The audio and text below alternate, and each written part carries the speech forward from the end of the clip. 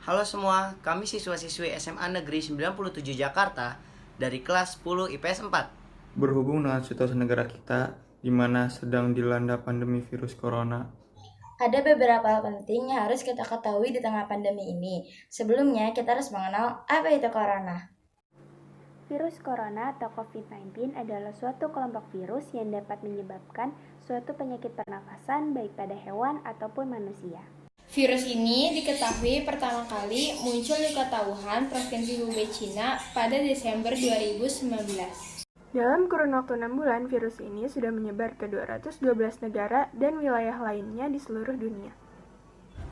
Virus corona dapat menyebabkan infeksi saluran pernafasan pada manusia, mulai dari batuk pilek hingga penyakit yang lebih serius. Seperti Middle East Respiratory Syndrome atau MERS dan Severe Acute Respiratory Syndrome atau SARS. Bagaimana penularan virus corona terjadi? Penularan ini dapat menyebar dari seorang COVID-19 ke seorang lainnya melalui tetesan pernafasan saat seorang COVID-19 bersin dan orang lain menghirupnya. Bahkan, virus dapat menular melalui tangan saat menyentuh permukaan yang telah terkontaminasi. Oleh karena itu, pemerintah dan Organisasi Kesehatan Dunia atau yang disebut WHO menyarankan masyarakat untuk mengurangi kegiatan di luar rumah. Dan setiap dari kita diminta untuk selalu menjaga kebersihan dan melakukan social distancing. Salah satunya adalah menjalankan kebijakan di rumah aja. Dengan pemberlakuan di rumah aja sebagai pembatasan interaksi sosial masyarakat, tentunya dapat menghambat pertumbuhan berbagai bidang. Satunya dengan menurunnya pertumbuhan ekonomi di Indonesia. Pandemi ini membuat tertutupnya kebutuhan manusia untuk memenuhinya. Sehingga secara tidak langsung, negara dituntut untuk menanggung segala kebutuhan pokok penduduk Indonesia, khususnya masyarakat menengah ke bawah.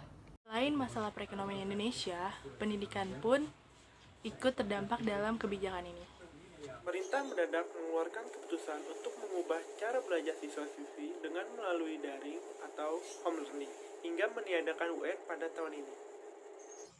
Pembelajaran melalui daring ini bukan suatu kebijakan tanpa masalah, karena banyak faktor penghambat terlaksananya keefektivitasan pembelajaran.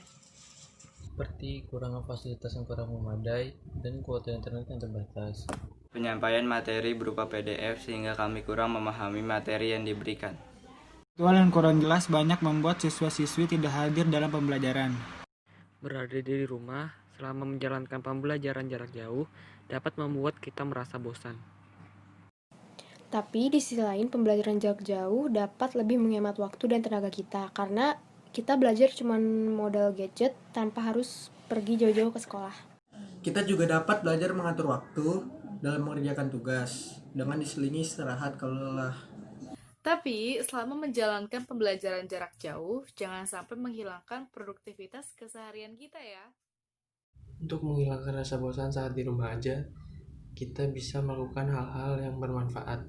Contohnya memasak, olahraga, dan memulai hobi baru. Walau begitu, teman-teman, kita harus memutus rantai COVID-19 dengan di rumah aja. Kalaupun keluar, jangan lupa pakai masker ya guys. Itu perubahan aja guys, kalau misalnya kangen sama teman, tinggal fit call ya. Dengan tetap berada di rumah, kita membantu tenaga medis dalam memerangi pandemi ini. Dengan tetap berada di rumah, kita juga membantu pemerintah untuk memutus rantai persebaran COVID-19. Jadi, untuk semua, tetap jaga kesehatan, kebersihan, dan jaga pola makan ya. Ini pesan dari kami, kelas 10 IPS 4. Semoga kita bisa melewati ini dan bisa bertemu kembali dengan keadaan sehat. Semoga Indonesia cepat pulih kembali agar kita bisa berkegiatan seperti sedia kala.